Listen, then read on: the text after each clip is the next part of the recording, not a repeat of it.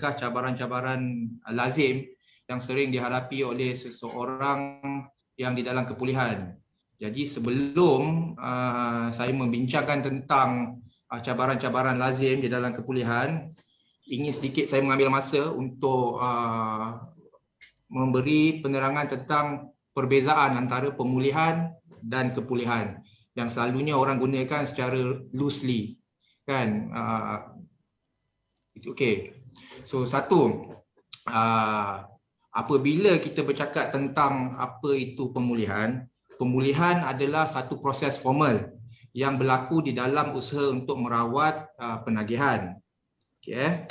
Saya ulangi sekali, pemulihan adalah satu proses formal yang berlaku dalam usaha untuk merawat penagihan. Apabila kita bercakap tentang satu proses formal, ciri-ciri proses formal pemulihan ni adalah satu, dia kena ada setting. Okay. Pemulihan, ciri-ciri formal yang perlu ada dalam pemulihan adalah satu, setting. Bila saya bercakap tentang setting ni, setting yang macam mana? Kan pemulihan ni berlaku dalam setting macam mana? Setting dalam medical setting ke, dekat hospital ward ke, medical detoxification ke, ataupun setting program residential di bawah kelolaan NGO dan swasta ke, ataupun pihak IADK ke. Lepas tu setting yang macam mana lagi? Setting outpatient ke pemulihan ni berlaku, ataupun setting daycare ke? Satu setting. Okey, ciri-ciri proses formal dalam pemulihan. Yang kedua, ciri kedua adalah jangka masa dan intensity, ataupun jangka masa, time frame, ataupun intensity ataupun dos. Jangka masa, bila kita bercakap dalam konteks pemulihan ni, proses formal ni, satu, jangka masa pemulihan tu berlangsung berapa lama? Kan?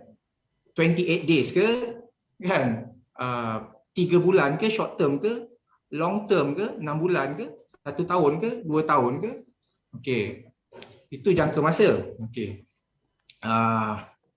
Lepas tu intensity ataupun dos. Kan?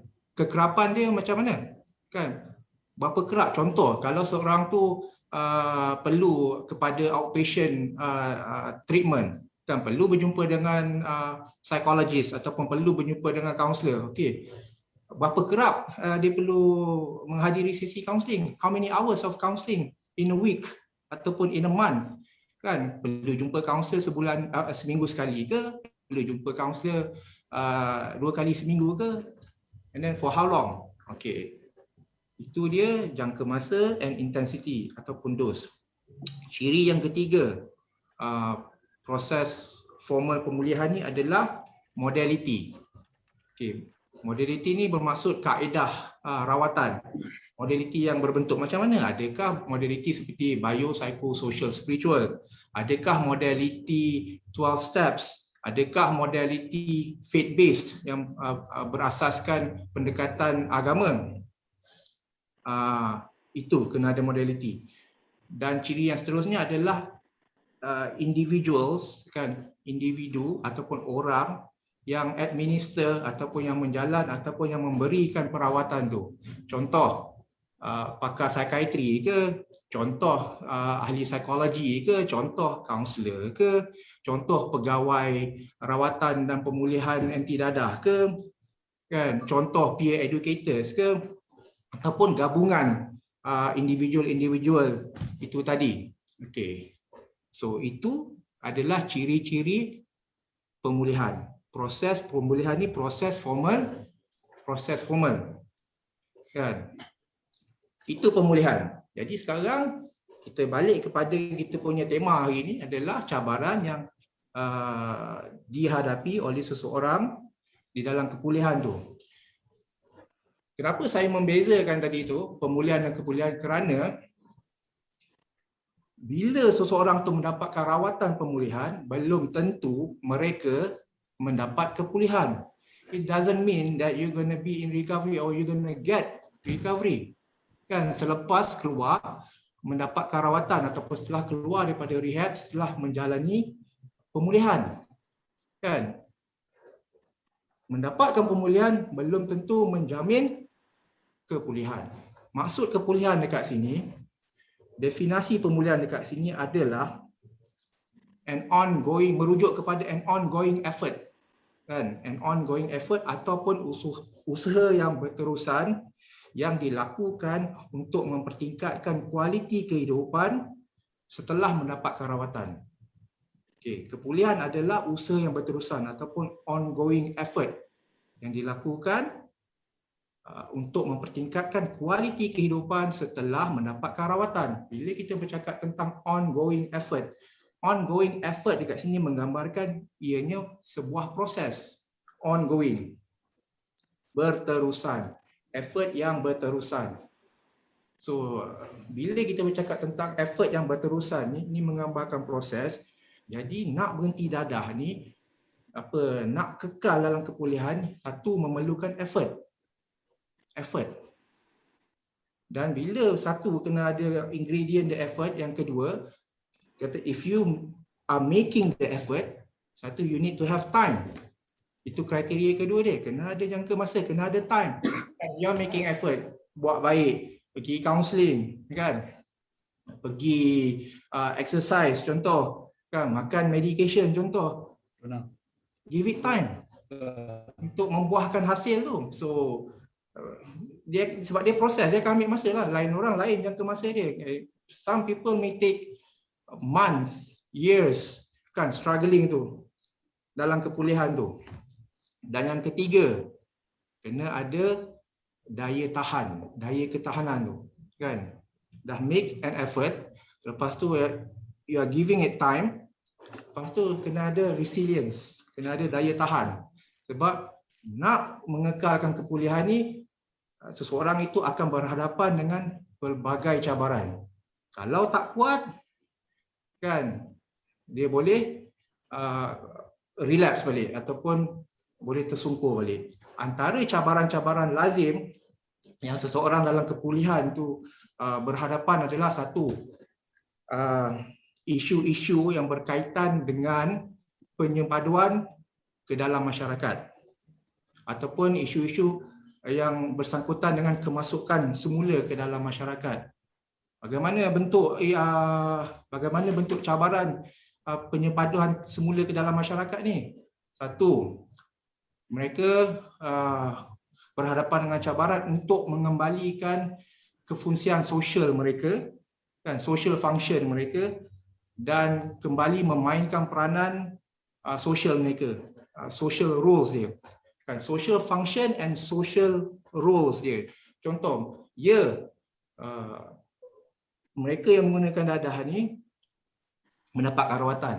Kan, selain pada mereka dilabelkan sebagai pengguna dadah ataupun bekas pengguna dadah ataupun penagih dadah, mereka juga adalah ahli dalam keluarga masing-masing, mereka juga adalah ahli dalam masyarakat, mereka juga adalah ahli dalam organisasi, mereka juga adalah ahli di tempat kerja. So semua ni kan, semua kita, semua klien ni, dia mempunyai peranan sosial dan fungsi sosial masing-masing. Setelah keluar daripada rehab, mereka diintegrasi semula ke dalam masyarakat dan mereka harus diserapkan kembali itu. Kan? Jadi mereka harus mendapatkan kembali kepercayaan daripada masyarakat ataupun cuba untuk mendapatkan kembali peranan ataupun cuba memainkan kembali peranan sebagai husband, sebagai anak, sebagai abang long, sebagai majikan ataupun sebagai, kalau mereka student, ada yang belajar kan. So ini satu cabaran dia, untuk mengembalikan kefungsian sosial dan peranan sosial masing-masing. Kat situ mereka struggling. Lepas tu kedua, dalam konteks penyepaduan semula ke masyarakat juga, mereka menghadapi cabaran untuk membina sistem sokongan sosial yang boleh membantu mereka di dalam kepulihan. Kan? Build new relationships, supportive relationships, ataupun mencari sekutu, kan, ally yang boleh membantu mereka dalam kepulihan mereka. So kerana dalam kepulihan ni mereka disarankan untuk cut ties, kan, dengan kontak-kontak lama. Contoh, banyak kawan-kawan yang semasa penagihan harus dijauhi, kan, ataupun harus mereka harus keep a distance.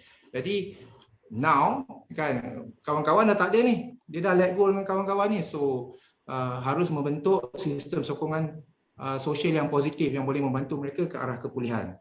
So some of them are struggling dalam tu kan, ambil masa yang lama untuk membina sistem sokongan sosial yang kukuh. Lepas tu satu lagi cabaran lazim yang dihadapi oleh mereka di dalam kepulihan adalah berhadapan dengan situasi-situasi yang mendatangkan tekanan dan mencabar emosi yang menuntut penggunaan coping skill.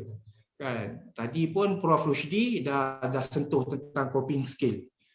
Ini adalah salah satu cabaran yang lazim yang saya lihat dalam kalangan klien-klien dan dalam kalangan mereka-mereka yang dalam kepulihan. Kan? Apabila berhadapan dengan pelbagai situasi yang mendatangkan tekanan, kan, yang menuntut penggunaan coping skill. Kenapa ia sebagai satu cabaran? Kerana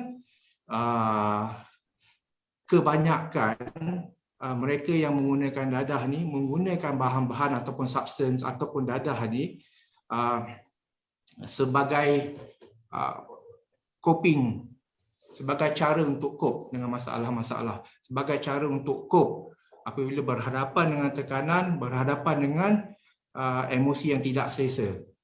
So itu dah jadi dia punya default coping mechanism. Bila rasa uncomfortable aja, bila ada konflik aja, bila rasa bosan aja, bila rasa sedih aja, bila rasa stres aja, default coping mechanism dia using substance.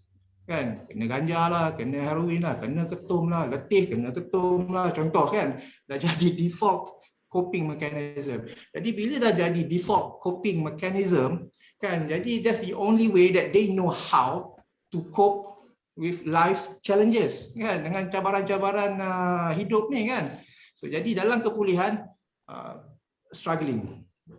Bila datang tekanan sikit aja mereka mengelabah. Kata kalau default coping mechanism ni mereka amalkan, dah jadi kebiasaan, dah jadi automatik selama bertahun-tahun, bayangkan. Kalau baru bebas dadah 6 bulan. Kalau baru bebas dadah 1 tahun. Kan mereka akan struggling lah, kan.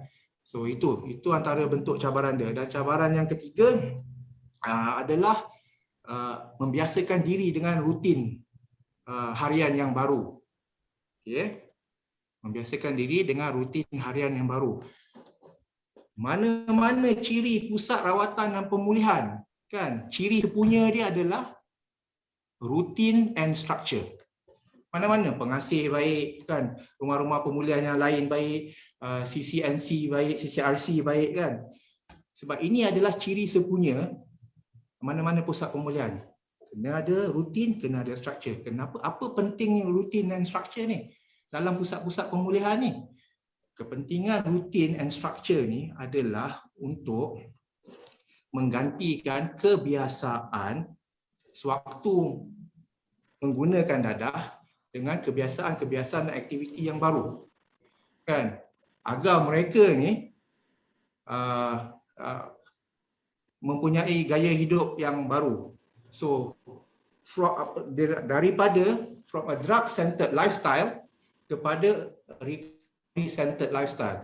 Daripada gaya hidup semasa penagihan kepada gaya hidup berpusatkan kepulihan.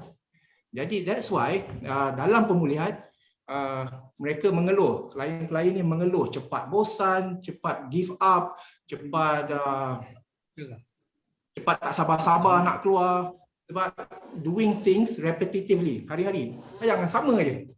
Bangun pagi ada certain time dia, makan ada certain time dia, semayang ada certain time dia, lepas semayang ada aktiviti dia, pergi beriadah hari-hari ada certain time dia, feed off the floor ada certain time dia, tidur pukul berapa, makan malam pukul berapa, semua ada, every day, day in day out. Kalau mereka duduk dalam rumah pemulihan tu setahun lah macam tu, kan? Sebab objektif dia adalah to unlearn, macam Dr. Isa cakap pagi tadi, unlearn and relearn. To unlearn destructive way of doing things, kan, ataupun unhealthy way of doing things kepada effective ways of doing things. Ini itu sebab biasakan dia. Jadi cabaran dia adalah dalam rehab mereka boleh ikut. Kan kerana setting formal tu tadi. Mereka boleh bangun tidur on time, mereka boleh tidur on time, mereka boleh makan on time, mereka boleh sembahyang on time. Cabaran dia bila keluar daripada rehab. Kan? So they are struggling untuk ikut, untuk biasakan diri dengan rutin dan aktiviti-aktiviti yang positif ni tadi. So itulah dia apa Tuan Margarita, antara beberapa cabaran yang lazim yang saya lihat berlaku dalam kalangan klien-klien dan mereka yang di dalam kepulihan.